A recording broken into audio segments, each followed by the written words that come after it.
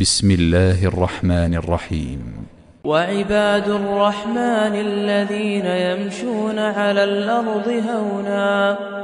وإذا خاطبهم الجاهلون قالوا سلاما والذين يبيتون لربهم سجدا وقياما والذين يقولون ربنا اصرف عنا عذاب جهنم إن عذابها كان غراما إنها ساءت مستقرا ومقاما والذين إذا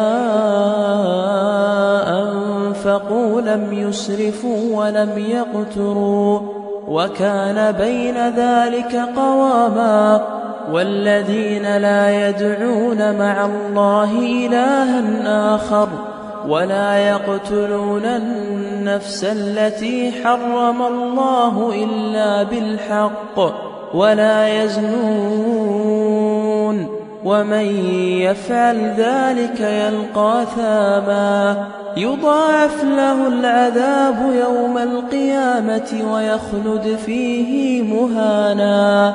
إلا من تاب وآمن وعمل عملا صالحا فأولئك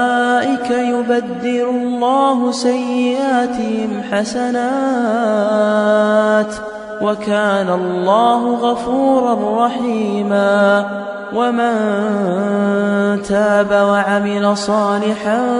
فإنه يتوب إلى الله متابا والذين لا يشهدون الزور وإذا مروا باللغو مروا كراما والذين إذا ذكروا بآيات ربهم لم يخروا عليها صما وعميانا والذين يقولون ربنا هب لنا من أزواجنا وذرياتنا قرة أعين واجعلنا للمتقين إماما أولئك يجزون الغرفة بما صبروا ويلقون فيها تحية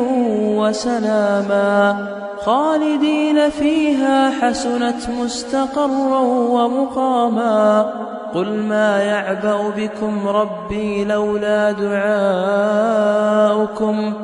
فقد كذبتم فسوف يكون لزاما.